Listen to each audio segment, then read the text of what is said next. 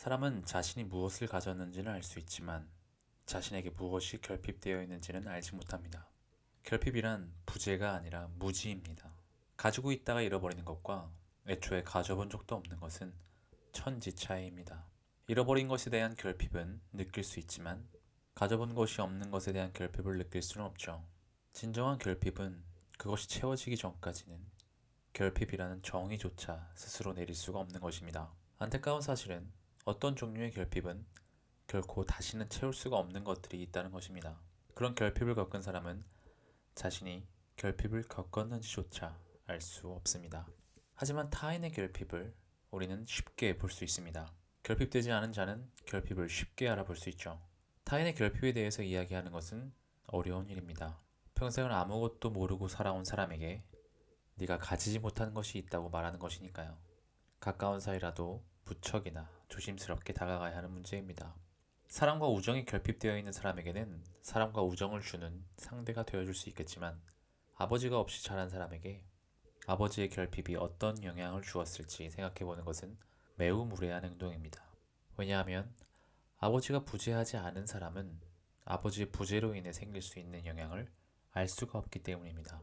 아버지의 존재가 자신에게 주었던 영향을 아버지의 부재는 주지 못했을 것이라는 추측은 말 그대로 추측이 될 뿐이지 확언될 수 없는 일입니다.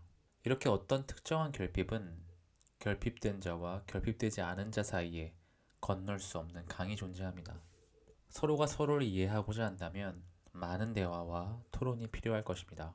개개인마다의 상황이 다른 것은 말할 것도 없겠죠. 이렇듯 사람은 자신의 결핍에 대해서는 스스로 알 수 없고 타인의 결핍의 영향을 추측할 수 없습니다. 아주 작은 결핍의 문제도 서로가 이해하는 데는 엄청난 노력이 필요한 것입니다. 이 결핍의 문제를 전 지구적으로 확장시켜 생각해보면 어떨까요? 우리는 다른 민족, 다른 나라 사람들이 어떤 결핍을 겪고 있는지 알 수 있습니다. 그들도 우리의 결핍을 알 수 있죠. 그런데 우리는 어떻게 설명해야 될까요? 다른 나라 사람들이 가진 결핍에 대해서요. 그들이 우리가 가지지 못한 것에 대해서 이야기할 때 우리는 동의할 수 있을까요? 우리는 우리의 결핍을 인식할 수 있을까요? 우리가 무엇인가 결핍되어 있다고 인정할 수는 있을까요? 사랑하는 사람들이 서로의 결핍에 대해서 이야기하는 것도 쉽지 않을 것이라는 것을 이제 우리는 짐작할 수 있습니다. 수많은 공통점을 가진 사람들 사이에서도 결핍에 대해 이야기하는 것은 어려운 일입니다. 스스로의 결핍에 대해서 인정할 수 있는 사람이 타인의 결핍에 대해서도 조심스럽게 접근할 수 있습니다.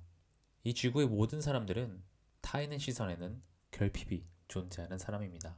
우리가 기억해야 할 것은 타인은 결핍을 스스로는 알 수 없다는 사실입니다.